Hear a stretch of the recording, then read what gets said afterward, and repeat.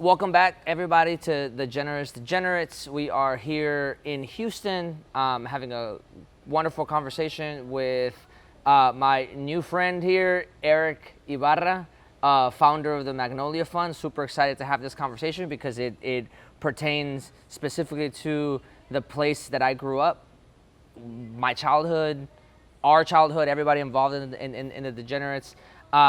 So it's equal parts nostalgic and then important, and like I've said on this channel before, that our lives, our skin color, our perspective is inherently political. So I think we're gonna end up weaving through a lot of concepts and a lot of wonderful and also tragic moments of like what it means to, find yourself in a place where you feel like you belong, but then like realizing yourself outside of that place and in the world at large. So I'm really excited to have this conversation. Eric, introduce yourself, man. Yeah, man, those are awesome words. Very true. Eric Ibarra from Magnolia Park, grew up there. We started Magnolia Fund in 2023, but for the last 25 years, I've been in tech. So specifically, back in the day, I think it was 2000 when I first started a business, unknowingly started a business.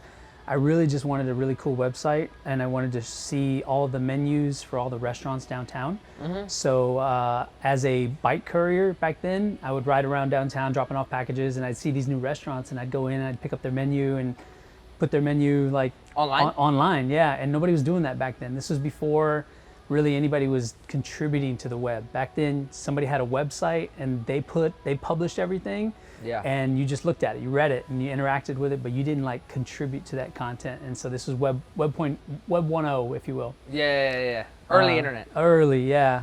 But for the past 25 years, a lot of tech. But I like to tell people I got really good at business along the way, because every business in my experience starts with a good idea, and as a business owner or entrepreneur, you get better at creating the fundamentals and really sticking to sales, marketing, accounting, bookkeeping, making sure you have those things in place to support your good idea. That's how we survive in business, right? And so along the way, my first ones were like great ideas, everything. I like to think all my businesses were great ideas, but I think Magnolia Fund is number 8, I think. It's your 8th business. 8th company, yeah, over 25 years.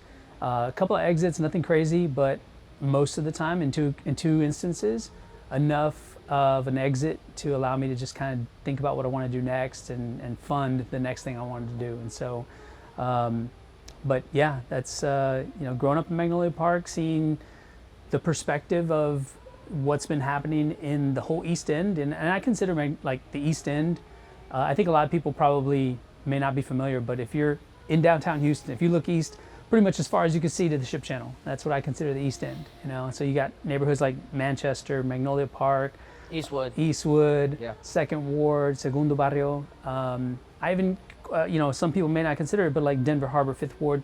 Well, for sure, that's the East Side, yeah.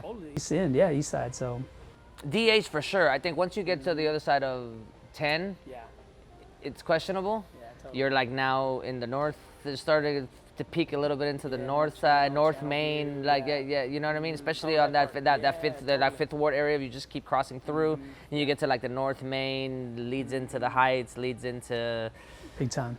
It's questionable, but like for sure, I get the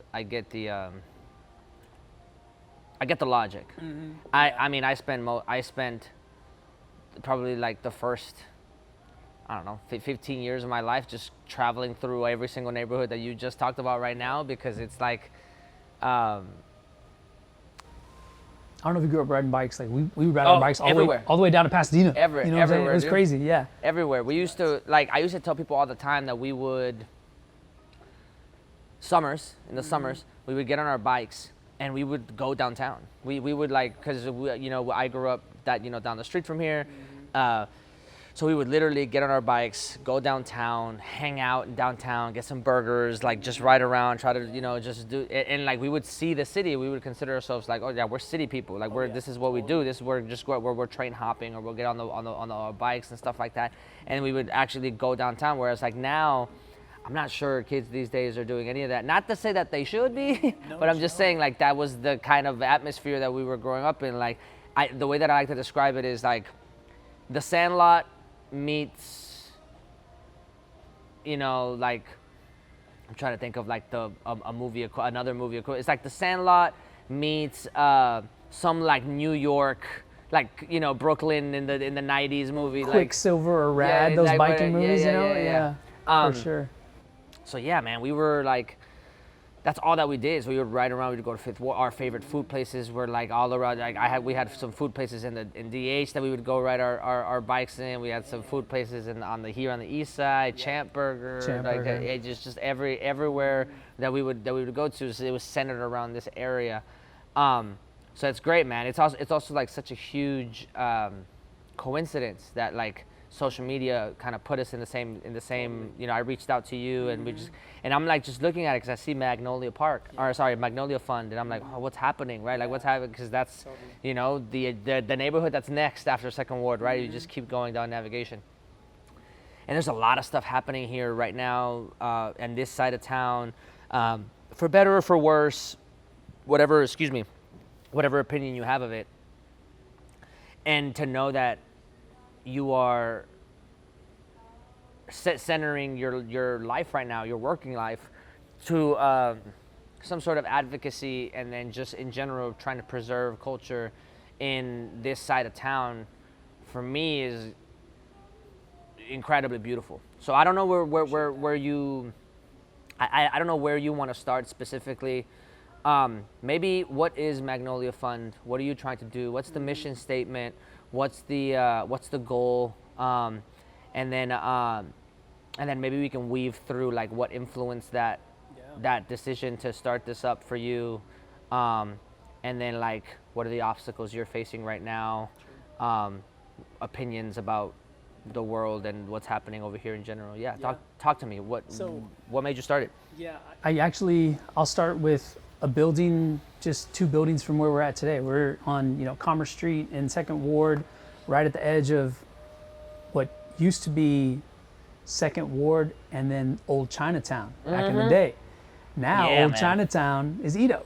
Yeah. And, you know, I used to live in this warehouse just 2 blocks away. And what was crazy about it was a 40 by 40 warehouse, a metal building, built in the 50s, I think. And it was a part of like a group of little buildings on this kind of triangle lot right here off Commerce. And I got into there in 2010 because I had no money. And I had a struggling transportation company in 2010 that, this was before Uber and Lyft, but I needed to live somewhere, but I needed these vehicles. These were electric vehicles. We were using them as like basically cabs, but we had this unique like ordinance called the Jitney Ordinance. And I needed a garage to work on the cars, and I needed to live somewhere. So I paid $700 a month to have a place for my business and to live. And over the years, I sold that business, but in probably 2014, I remember being in the warehouse and coming out at night and seeing people walking around, like walking their dog or riding their bike at night. And in the hood, it's like, hey man, you okay? Are you lost? You know? And in fact, they didn't look like us. They were mostly white folk. Yeah. And I was... Remind me of the year? What 2014. 2014. Yeah. It was already starting to happen. Yeah. And I realized, oh, wow, the neighborhood's changing. And actually, if you go back and you look at the data from 2007 to 2014, actually, the neighborhood doubled in value. So incomes and property values. And then from 2014 to 2021, it did it again. So those are numbers I know that are online, and I think it's the Easton District or the Easton Chamber has those numbers. It's wild. And seeing and remembering like 2014, seeing that happen, that was sort of the first start that I was like, oh, this neighborhood is changing. Well, I just kept my head down, kept hustling, and kept working on different businesses. But around 2021, I had to move out. The landlord said, hey, we're going to have to make a parking lot out of these buildings, and we're developing the building next door, so we're going to have to ask you to go. And thank God I wasn't in the same position I was in 2010. 11 years later in 2021, I had a career. I had started a company doing lab testing, and this was before the pandemic. So with the pandemic, we were pretty successful. But at that point in 2021, I thought back to 2014, and I was like, wow, the neighborhood has changed a lot. lot. Yeah, there was Moon Tower was like the first crack in the sort of commercialization of the East End, and at least on this side, Second Ward. Yeah.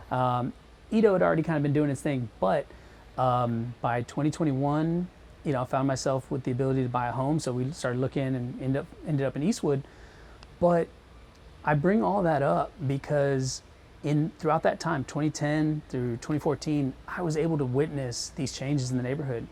And back then, I didn't know how to describe it, but today I like to think of it as strangers playing Monopoly in your living room, and you don't have a seat at the table.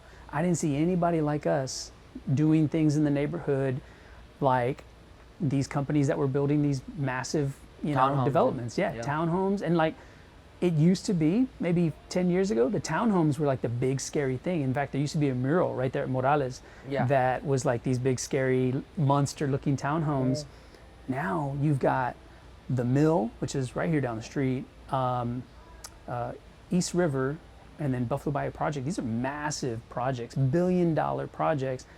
And I mean, we'll talk about it, but like, speaking of gentrification, right? Like, the bayou wasn't good enough for them. They call it a river now, East River. And every time I see that, I'm just crazy, like, right? Okay, And so to me, seeing all that, as an entrepreneur, I'm not one to just be upset about something and just like throw my hands and go, oh, I guess we can't do nothing about it. My mind started going, okay, can we do something about it? If it's true that everybody wants to develop in the East End and that it's going to continue to increase in value, why aren't we leading it? We're the ones that know this neighborhood. Yeah. We're the ones who grew up here. We probably have some advantage, and in fact we do. The trust that we have with people in the neighborhood, nobody else has that. Right. And if we hold that as like our North Star and say, hey, look, if we can develop something in the neighborhood, hey neighbor, would you go in with me? Like, I could develop something small by myself maybe, but if we all put our money together in a fund and we bought some commercial property and we try to create developments that we actually think are beneficial to the neighborhood, would you go in with me? And that's the sort of thesis behind what we're doing with Magnolia Fund. So we put a fund together, we made that happen, and now we're acquiring a building that is an old commissary kitchen, but we're turning it into a shared kitchen so food entrepreneurs can get in there, they pay by the hour, it's approachable, they have all the kitchen equipment they need, they can store food in the freezer, cooler, dry storage, and we're connecting them with people that are in the food industry that are from the neighborhood and from other places that have already made it, quote unquote, that can help them, mentor them, and guide them as they do their entrepreneurial journey in food. That's incredible. Appreciate it. Is that your only project, or are you With Magnolia Fund? Yes. Yeah, I think that we have to start somewhere, and for me, we want to move the needle on this property. We literally close in 12 days. 22 days. We're closing July 24th on the building. We'll make some renovations, and then we're hoping to be open by October. That's incredible, dude.